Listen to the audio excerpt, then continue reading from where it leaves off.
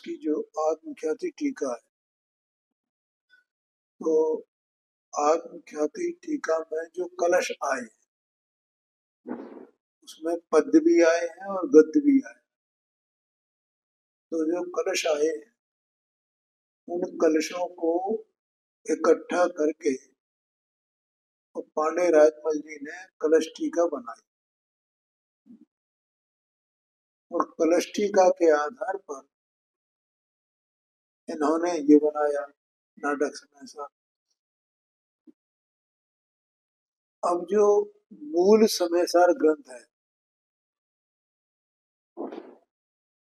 वो जो है, जैसे 9 पदार्थ होते हैं ना, जीव जीव आश्रव बंध संबंध जरा मोक्ष और पुण्य पाप, तो इसी आधार पर तो उसकी रचना है, उसमें नाम भी उसी प्रकार से है। ठीक है, तो उसी प्रकार से यहाँ भी ये नाम दिए गए। जो जो कलश आए हैं जिस जिस अधिकार में, तो उसी उसी अधिकार के पेय कलश उसमें कलश टीका में लिए गए हैं, उसी आधार पर इन्होंने इसकी रचना कर दी। अब ये आश्रव, जीव, उद्गल, अजीब, ये सब जो चर्चा आई, तो इसका मतलब ये है कि इनका आपस में संबंध है। कुछ 7 तत्वों का आपस में कुछ संबंध है, इससे प्रतीत होता है ना। तो उस संबंध को जो जीव जान लेता है यथार्थ, और जान करके पहले तो जाने और जान करके फिर उसे छोड़ दे, जान लिया और अपने में आ जाए, वो मार्ग है, वो मोक्ष मार्ग है, वो सम्यक दर्शन ज्ञान चारित्र, ऐसा समझना। इसलिए इनमें जो शब्द इस प्रकार से आए, जैसे ये 3 नंबर का जो छंद है, दर्वित आश्रम, भावित आश्रम, सम्यक पद्धति, ज्ञान कला, ये सब चर्चाएं आई ना। तो इसका मतलब कि ये सब इसका संबंध होने से उनकी चर्चा की जा रही। सम्यक पद्धति क्या है, ज्ञान कला क्या है, दर्वित आश्रम क्या है, दर्वित आश्रम द्रव्य आश्रम, भावित आश्रम भावाश्रम। ठीक है, तो जैसे है वैसे के वैसे इनको जानना, और जीव से इनका संबंध है। अगर जीव का इनसे संबंध नहीं होता तो इनकी चर्चा ही क्यों आती। और ये जीव अनादि अज्ञान के कारण से इनके स्वरूप को यथावत नहीं जानता है। द्रव्याश्रम क्या है, भावाश्रम क्या है, और मेरा इनसे क्या संबंध है, द्रव्याश्रम से भावाश्रम से क्या संबंध, और मैं कौन हूँ, क्या हूँ, इसकी इसे खबर नहीं है। तो उन सबका ज्ञान कराने के लिए यहाँ ये बात, ये आश्रम अधिकार चल रहा है। तो अभी जो पिछला अपना जो चला था, जिस दिन 2 दिन 3 दिन पहले, तो 3 नंबर तक चला था।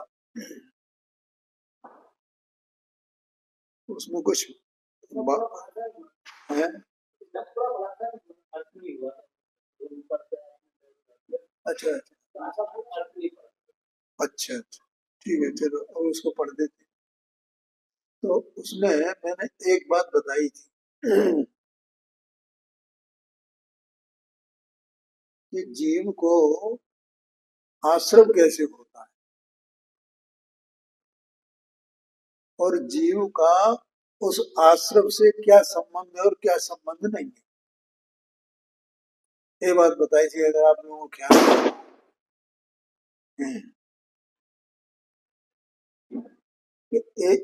देखो, ये जीव है ना, चेतन वस्तु सत्स्वरूप, तो इस सत्स्वरूप वस्तु को अनादि से कर्म का संबंध है और अनादि से ही इसको राग द्वेष मोह है।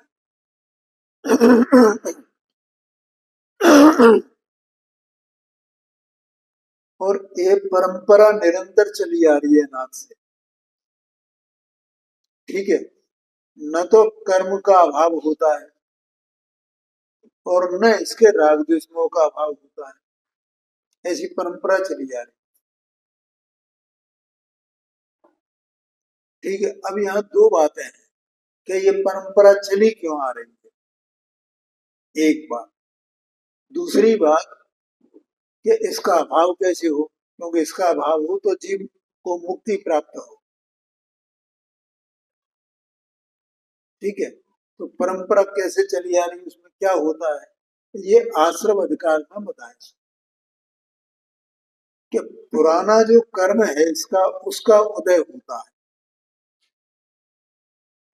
और उस काल में जिस समय उसका उदय होने योग्य हो जैसा वो उसका उदय हुआ और एक उसी काल में जीव के मोह राग द्वेष हो रहे हैं। एक ही काल है दोनों का, ये अपने स्वकाल में वो अपने स्वकाल में, और दोनों का ऐसा निमित्त निमित्त भाव, क्योंकि जीव अनादि का ही अज्ञानी है ना। तो इस अज्ञान के कारण ये जो राग द्वेष मोह रूप प्रवर्तित होता है, तो ये इसका स्वभाव नहीं है ना। तो फिर क्यों होता है, उसका कारण क्या है कि पुराने कर्म का उदय आता है। अब जब ये राग द्वेष मोह, लेकिन वो पुराना कर्म का उदय इसमें कुछ करता नहीं है, ये तो केवल ज्ञान कराया गया है कि ये विकार हुआ ना इसमें, तो विकार इसका स्वभाव तो है नहीं, तो फिर क्यों हुआ। विकार जब इसका स्वभाव नहीं है तो फिर क्यों हुआ, और वो विकार तो नवीन नवीन नवीन नवीन हो रहा है ना, तो वो विकार क्यों हो रहा है। तो उसमें दो कारण दिखाई देते हैं, एक तो जीव का अनादि का अज्ञान और दूसरा कर्म का उदय। बोलो ऐसा है क्या, नहीं है, ऐसे ही है। क्योंकि मान लो कि जीव का इसका अनादि का अज्ञान नहीं माने और ज्ञान हुए तो ये रागादि कैसे होंगे फिर, अज्ञान से ही रागादि होते हैं। अच्छा, अब ये रागादि का निमित्त उसको नहीं माने, इसको कर्म को, तो फिर ये रागादि इसका स्वभाव हो जाए।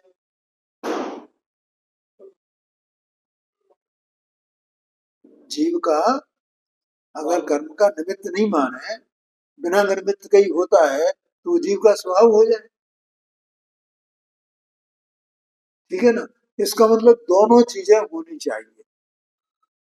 जीव को अज्ञान भी है, अज्ञान के कारण से अगर जीव को देखें, अगर जीव की तरफ से बात करें, तो अज्ञान के कारण ये जीव राग द्वेष मोह करता है, राग द्वेष मोह रूप परिणमित होता है। ठीक है, उधर से बात करें निमित्त से, तो कर्म के उदय से हो।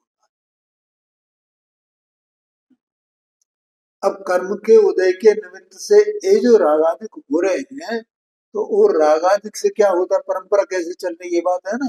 तो फिर वो कर्म का आश्रम होता है, जैसा ये राग करे वैसे ही कर्म का आश्रम होता है। जैसा ये राग करे, राग के अनेक प्रकार है, तो वैसे कर्म के भी अनेक प्रकार है। तो जैसा आश्रम राग रूप वर्ण में, वैसा वो कर्म का आश्रम हो। ठीक है, और वो कर्म का आश्रम होता है, तो पुराना जो कर्म इसका पड़ा हुआ है उसके साथ में वो निबद्ध हो जाता है। इस तरह राग द्वेष मोह, पुराना कर्म का उदय इत्यादि और नवीन कर्म का आश्रम, ये तीनों का वो है, और ये तीनों के उसमें चक्र में ये चैतन्य स्वभाव फंसा हुआ है। ठीक है, और उस चक्रव्यूह से निकलने का रास्ता यही तय कर सकता है, यही जान सकता है, ये उससे छूट सकता है। तो इसे उस चक्रव्यूह से छुड़ाने के लिए ये आश्रम अधिकारी यहाँ निकला। इस स्थिति में हम लोग ज्ञान अपना काम करते हैं, समय ज्ञान रूप प्रकट करते हैं। आश्रम होना पूरा हाँ जी, नहीं जान रहा है। हाँ जी, हाँ जी। तो अब चेक करूं इसमें निमित्त में क्या कहते हैं? देखो, पुराना कर्म जब तक है तब तक, क्योंकि जीव की पूरी शक्ति प्रकट नहीं हुई ना, तो जीव की जितनी जितनी शक्ति प्रकट होती है उतना उतना ज्ञान होता है, उतना उतना उसके अनुसार आश्रम का अभाव होता है। समझ गए ना? कौन से आश्रम का? एक तो अपनी परिणति में जो भावाश्रम राजद्वेष मोह है, इसका अभाव होगा ना आंशिक रूप से। और जब आंशिक रूप से इसका अभाव होगा तो जो नया आश्रम हो रहा है द्रव्याश्रम, उसका भी उसमें कमी आएगी ना, वो छूटेगा ना। ठीक है, और वो कम होएगा तो ये जब पुराना पड़ेगा तो उसका उदय भी कमजोर आएगा ना। इस तरह से वो धीरे धीरे धीरे धीरे कमजोर, वो कमजोर पड़ेगा और ये बलवान होएगा।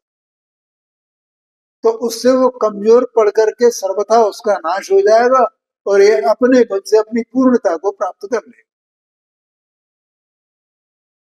ये बात है, ऐसा समझना। तो अब यहाँ देखो, इसको अपन अर्थ से पढ़ते हैं। अर्थ है इसका, आत्म प्रदेशों पर उद्गल का आगमन सो द्रव्याश्रम है।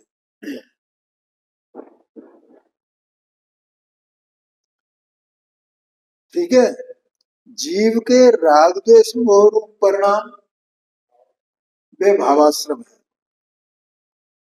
द्रव्याश्रम और भावाश्रम का अभाव आत्मा का सम्यक स्वरूप है। माने आत्मा के स्वभाव में, उसके स्वरूप में न द्रव्याश्रम है और न भावाश्रम है। द्रव्याश्रम तो है ही नहीं, वो तो पौधगले के। ठीक है, और जो भावाश्रम है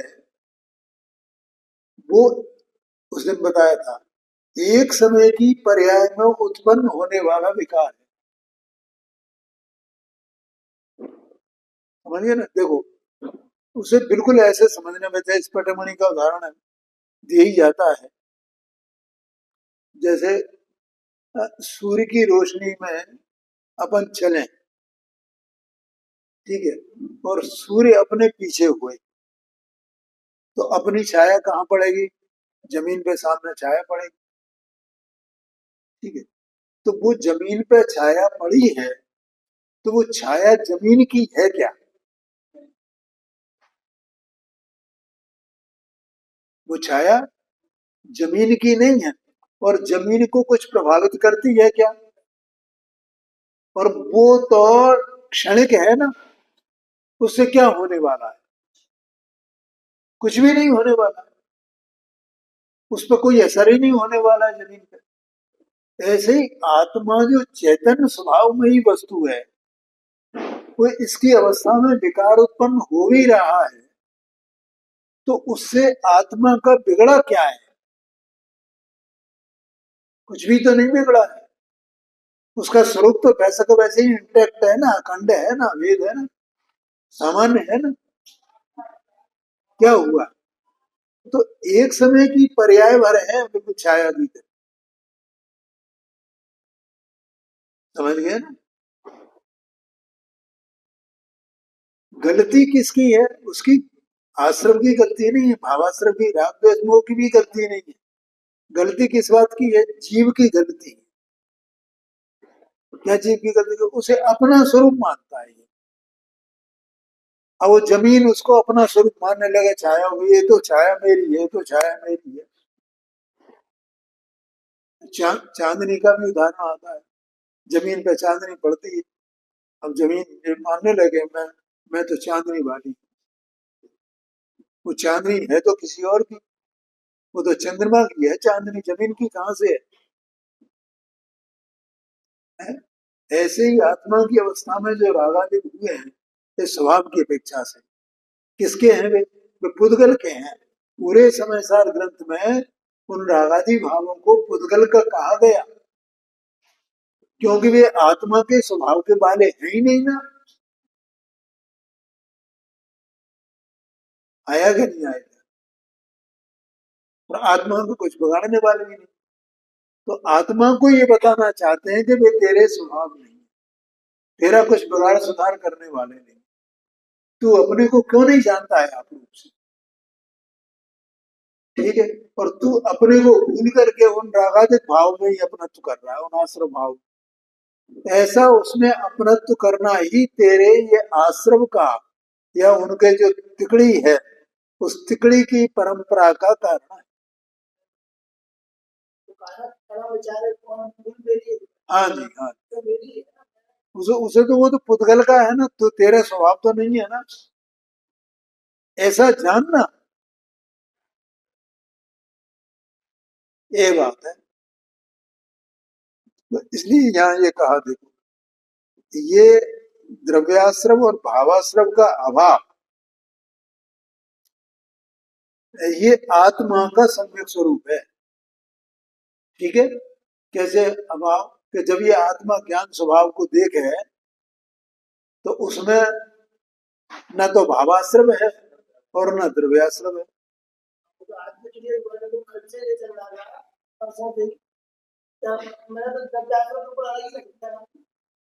उसका उदय उसका वाला भावाश्रम में और आत्मा में चल रहा था। तो ये सम्यक ज्ञान का जो प्रकरण उठाया था, इसी उद्देश्य से उठाया था, ये सम्यक ज्ञान। हाँ जी, हाँ जी। तो अब वो बात है ना, जीना जो पड़ा, उसका फल भी जीनेगा। हाँ जी, हाँ जी, हाँ जी, बिल्कुल। मतलब इधर ये भावाश्रम कमजोर पड़ा तो द्रव्याश्रम कमजोर पड़ा है। हाँ, हाँ जी, हाँ जी। एक बात तो ये है, दूसरी बात ये है कि ये जो आत्मा का बल जो प्रकट होता है ना, तो वो गुण स्थान प्रमाण बढ़ता जाता है, ज्ञान का, दर्शन का, चारित्र का, और वो माने वीर्यांतराय कर्म का क्षोभ सब होता जाता है, बढ़ता जाता है, गुण बढ़ता जाता है, बल आत्मा का बढ़ता है, ठीक है? तो क्या होता है कि आप लोगों ने एक बात सुनी होगी कि गुणस्थान प्रमाण पहले गुणस्थान से अगले गुणस्थान में असंख्यात गुणी निर्जरा है, असंख्यात गुणी निर्जरा है। क्यों है? क्योंकि आत्मा का बल बढ़ता जाता है, आत्मबल बढ़ता जाता है, उससे वो माने नया कर्म तो उसका कमजोर बंद होता ही होता है, आश्रम और बंध, लेकिन पुराना कर्म भी निर्जरित होता जाता, वहां असंख्यात गुणी निर्जरा है, ऐसा है, ठीक है? ख्याल में आया ना? अब वो पूरी जो आप तुम्हारी शंका है वो पूरी तरह न, मतलब निकल गई। जहां ज्ञान कला प्रकट होती है वहां अंतरंग और बहिरंग में ज्ञान के सिवाय और कुछ नहीं दिखता। अंतरंग माने आत्म स्वभाव, बहिरंग माने परिणमन। परिणमन में भी ज्ञान, सम्यक ज्ञान, और स्वभाव भी ज्ञान रूप ही है, ठीक है? वो बिल्कुल एक में एक ही है, उसमें कोई अंतर नहीं, वो वैसा का वैसे ही निरंतर विराजमान, ऐसा कहते हैं। और द्रव्याश्रम और भावाश्रम से वो रहित है, ये सम्यक स्वरूप है।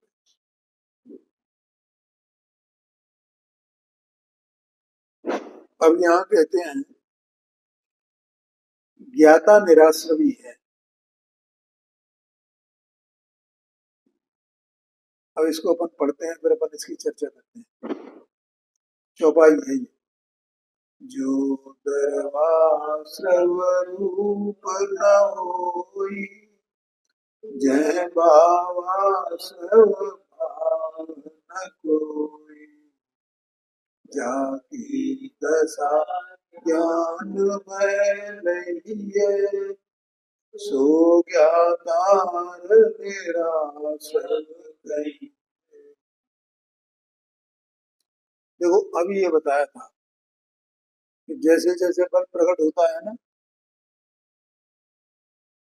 ठीक है, सबसे पहले क्या होगा, सम्यक दर्शन होगा। सम्यक दर्शन का मतलब आत्मा में अहम आ जाना। देखो ये तो सम्यक दर्शन तो शब्द है भाई, ठीक है।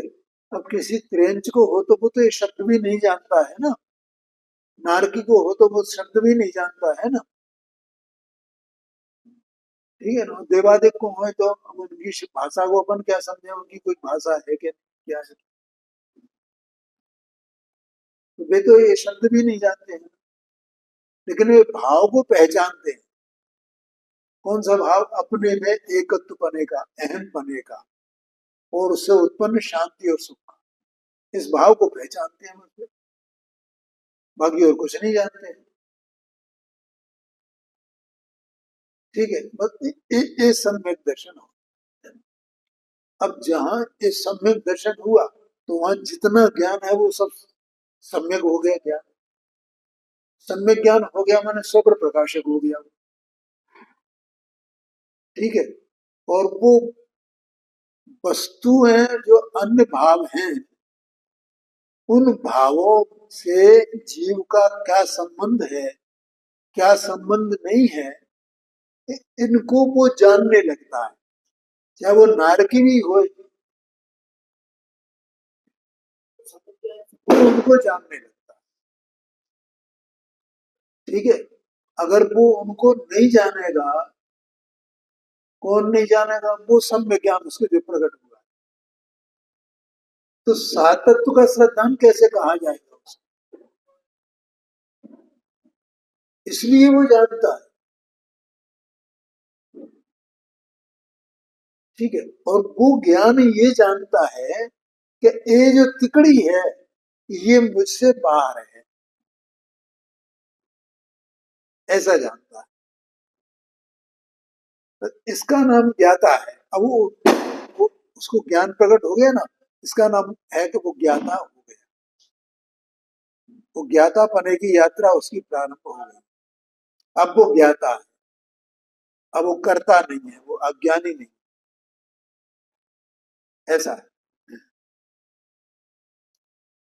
देखो यहाँ कह रहे हैं, जो दरवाश्रम रूप न होई, ज्ञाता जो होता है तो वो द्रव्याश्रम रूप नहीं होता है, अर्थात अपने को कर्म रूप नहीं मानता, नहीं जानता। दरवाश्रम रूप न होई का मतलब क्या है, उस रूप नहीं होता है। अपन जो अज्ञानी है तो अपन जैसे देह को अपना मान रहे हैं ना, तो हम ये आत्मा इस देह रूप हो गई है, और जैसे देह रूप हो गई है वैसे ही वो कर्म रूप हो गई है, वैसे ही कर्म के आश्रम रूप हो गई है। जय भावाश्रम भाव न कोई, और भावाश्रम उसका भाव नहीं है फिर, क्यों, उसका तो ज्ञान भाव है ना, तो भावाश्रम उसका भाव कहां से हुआ?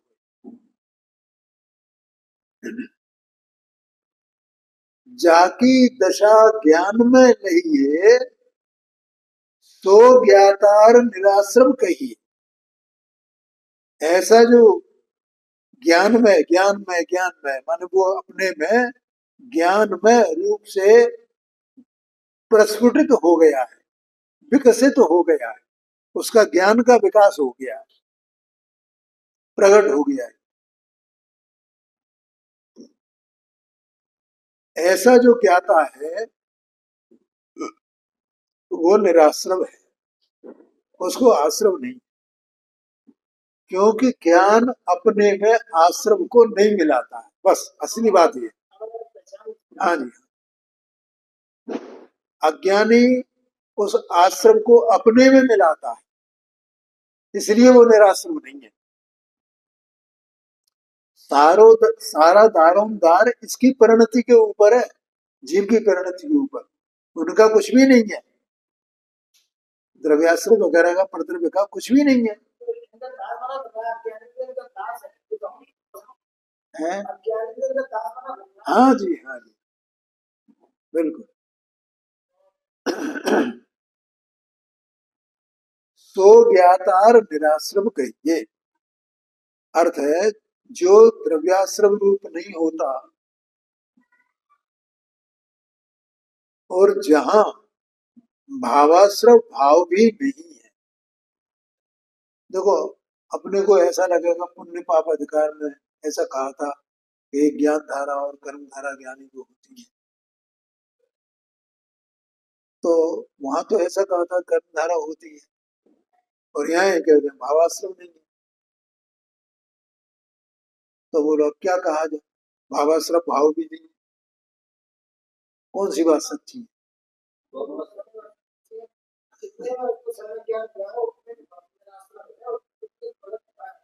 हाँ जी, क्योंकि ज्ञान ज्ञान कहते ही उसे हैं जो अपने में भावाश्रम को नहीं मिलाता है, असली बात ये। वो होए तो होए, रहे तो रहे, लेकिन ज्ञान में वो नहीं है, वो तो अज्ञान में होता है, ज्ञान में नहीं होता। समझ गए ना? जैसे उजेला है, प्रकाश है, तो जहां प्रकाश होगा वहां अंधकार हो सकता है क्या? नहीं हो सकता। और अंधकार नहीं होता ये बात भी नहीं है। बताओ मुझे। अब जैसे मान लो ये मंदिर है और एक कमरा है, ठीक है, यहाँ प्रकाश है, तो लेकिन वहां उसमें तो अंधकार है ना, लेकिन प्रकाश में अंधकार नहीं हो सकता। ठीक है, ऐसे भावाश्रय क्या है, अंधकार की तरह, और ज्ञान प्रकाश की तरह है। तो वो भावाश्रम ज्ञान में नहीं हो सकता है, भावाश्रम भावाश्रम में है, ज्ञान में नहीं हो सकता, ये बात है।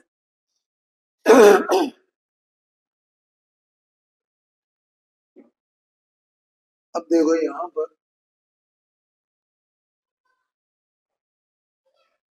फिर आगे कहते हैं इसको, उसी बात को आगे और बढ़ाते हैं। सम्यक ज्ञानी निराश्रमी होता है,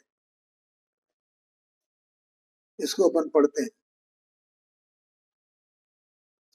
जेते मन गोचर प्रगट बुद्धि पूर्वक, ते पर न मन की ममदार तू है। मन स्वयं गोचर बुद्धि पूर्वक, तेने के विनाश को उद्यम कर तू है। यही भांति पर नति को पतन कर, भूख को जतन कर भोजन कर तू है। ऐसे ज्ञानवंत ते मेरा सर्वकाल सदा, जिनको सुरस सुविचक्षण कर तू है। देखो अपन अभी चर्चा कर रहे थे ना, वही चर्चा इसमें आ गई। क्या कहते हैं, जेते मन गोचर प्रगट बुद्धि पूर्वक, ते परिणाम की ममता हरत है। कि जो ज्ञानी जीव है तो उसके मन बुद्धि में जो आने वाले हैं, बुद्धि पूर्वक जो विकल्प चलते हैं, दो प्रकार के विकल्प हैं। एक तो बुद्धि पूर्वक विकल्प और एक अबुद्धि पूर्वक। बुद्धि पूर्वक माने जो अपने जानने में आते हैं, अबुद्धि पूर्वक माने जो अपने जानने में नहीं आते हैं। और ज्ञानियों के भी, ज्ञानियों की बात है ये। जैसे छठवें गुण स्थान तक जो विकल्प होते हैं वे बुद्धि पूर्वक है, माने वे जानने में आते हैं, ज्ञान में जाने जाते हैं। लेकिन 7वें गुण स्थान से लेकर के और 10वें गुण स्थान तक के वहां शुद्ध की भूमिका है ना, तो वहां अबुद्धि पूर्वक के विकल्प हैं, क्योंकि वे अपने जानने में ही नहीं आते। लेकिन राग वहां रहता है, राग का सर्वथा नाश नहीं है, उस राग को अबुद्धि पूर्वक राग कहा गया। बोलो समझ में आया ना? हाँ जी, अबुद्धि पूर्वक का राग है। और इसका कारण उससे क्या होता है कि जितना अबुद्धि पूर्वक का राग है वो राग भी वहां बंद होता है, लेकिन पता ही नहीं चलता है, उससे भी बंद होता है। वो जितना सम्यक दर्शन ज्ञान चारित्र उतना बंद है, उतने से बंद नहीं है, वो मोक्ष का कारण है। और जितना बुद्धि पूर्वक का या बुद्धि पूर्वक का जो राग है वो बंध का कारण होता है। तो यहाँ कह रहे हैं जो मन के गोचर हैं, प्रगट हैं, बुद्धि पूर्वक हैं, ऐसे परिणामन की ममता हरत है, उसमें ममत्व नहीं करता। ख्याल में आया कि नहीं? ये मेरा स्वरूप नहीं है, ये सबके सब दुखमय भाव है। इसलिए वहां से उसकी परिणति विरत होती है, विरत होती है। और वे परिणाम चाहे जैसे हों, कैसे, चाहे तो पाप में हो और चाहे पुण्य में हो। ऐसा नहीं है कि पाप में होंगे तो उनसे ही विरत होगा, पुण्य में हो उनसे भी विरत होना चाहता है, उनको भी नहीं रखना चाहता। ममता हरतु है। और मनसो अगोचर अबुद्धि पूर्वक भाव तिनके विनाशवे को उद्यम धरत, उसके लिए अपने स्वभाव का अवलंबन लेकर के लेने का प्रयत्न करता है और उससे अबुद्धि पूर्वक का नाश करता है। यही भांति पर परिणति को पतन करे। अब ये दोनों प्रकार के जो राग हैं, बुद्धि पूर्वक होने वाले और अबुद्धि पूर्वक के राग, ये दोनों पर परिणति हैं, ये स्वपरिणति नहीं है। स्वपरिणति तो सम्यक दर्शन ज्ञान चारित्र की एकता है, एक भाव है बस, ज्ञान मतलब ज्ञानमय भाव, सब आत्मा के आश्रय से चलने वाला भाव, आत्मामय भाव। देखो ये जितना भी कथन किया जाता है तो भेद से किया जाता है वास्तव में, लेकिन वो तो सब आत्मामय भाव है ना, वैसे के वैसे। समझ गए ना? जैसे वो सोने को शुद्ध किया जाता है ना, तो सोने में जितनी जितनी चमक आती जाती है तो वो उसका अंतरंग का स्वभाव पड़ा हुआ है ना चमक का, तो वो चमक ऊपर बढ़ती जाती है धीरे धीरे धीरे धीरे। तो वो जो चमक वहां दिख रही है ऊपर ऊपर, वो उस सोने का स्वभाव ही है ना। और वो सोने का स्वभाव और वो चमक अभेद ही है ना, उसमें कैसे भेद करें? और मान लो पूरा शुद्ध हो गया सोना, तो पूरी शुद्धता पूरी चमक उसकी एकदम ऊपर दिखाई देगी ना, और अंदर से कहीं से तोड़ तो वैसे का वैसी चमक है ना उसकी। इसका मतलब उसमें कोई भेद ही नहीं है, हम कहां से भेद देखें उसमें? माने जो प्रकट है, माने पर्याय में है, पर्याय में आई है ना वो चमक, और स्वभाव की चमक वो एक रूप ही है ना, उसमें भेद कैसे किया जाए? ऐसे निर्मल सम्यक दर्शन, सम्यक ज्ञान, सम्यक चारित्र, ऐसी स्वपरिणति और स्वद्रव्य का त्रैकालिक स्वभाव, उसमें भेद कैसे किया जाए? बोलो समझ में आया कि नहीं? थोड़ी गंभीर बात है भाई, सूक्ष्म बात है, उसमें भेद हो ही नहीं सकता है। तो भेद से कथन किया जाता है वहां, ये भी उसमें लिखा है। क्या है वो, ये व्यवहार में जो है वो अरे रे हस्तावलंबन तुल्य है, ऐसा लिखा है ना। है, जानकर छोड़ने का हस्तावलंबन तुल्य है, उसमें लिखा है। हाँ, उसमें नहीं, समय सार में भी है ना, इसमें भी होगा। 4-5 नंबर का कलश है वो।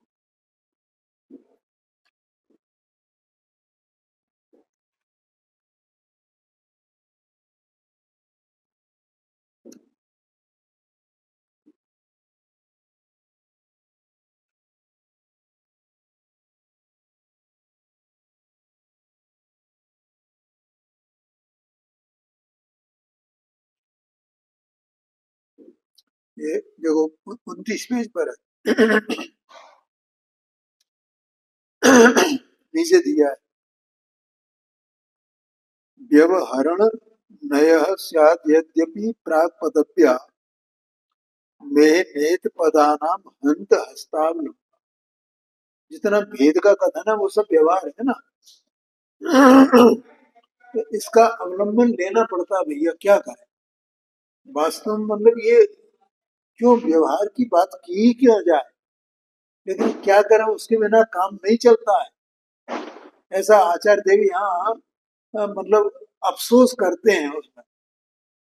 तो अनुभव का विषय वो शब्दों में आएगा तो हाँ जी, हाँ जी, हाँ जी, अनुभव का। हाँ जी, हाँ जी, वो शब्दों में आएगा तो व्यवहार आएगा सब में। अब बोलो सम्यक दर्शन ज्ञान चारित्र का नाम नहीं लिया जाए तो कैसे समझे। मोक्ष मार्ग सम्यक दर्शन ज्ञान चारित्र ही मोक्ष मार्ग, उसके बिना कैसे चले हैं। और वो निर्विकल्प है सम्यक दर्शन। और जैसा आत्मा का स्वभाव है वैसे ही ये है, आत्मा के स्वभाव ही है, आत्मा के स्वभाव ही है। ठीक है, तो उसे भेद रूप बताया जा रहा है ना। लेकिन अनुभव में इसलिए भेद नहीं हो, वो तो एक ही है ना। अपन सोने की चमक देखें तो उसको भेद कैसे करेंगे, पर्याय है क्या है। वो तो उससे तन्मय है ना, पर्याय तो उससे उसकी, तो उससे तन्मय है, स्वभाव में है, कोई भेद ही नहीं। इसलिए यहाँ ये कहा।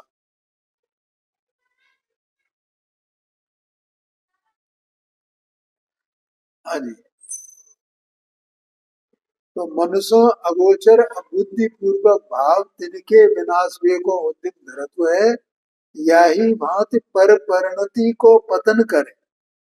जो पर परिणति है उसको पर परिणति कहा, और इसको सम्यक दर्शन ज्ञान चारित्रमयी अपना जो भाव है उसको स्वपरिणति कहा। मोख को जतन करे भव जल तरत है, ऐसे ज्ञानवंत ते निराश्रम कहा वे सदा। वे सदा कैसे हैं, वे निराश्रम है, मानो उन्हें आश्रम नहीं है, निराश्रम है। जिनको सुजस सुविचक्षण करत है, माने जो ज्ञानी है उसे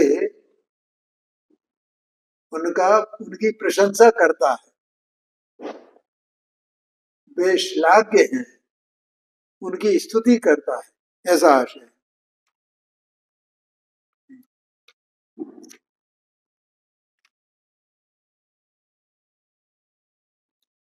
अपना समय हो गया है, आगे की चर्चा इसकी कल करें।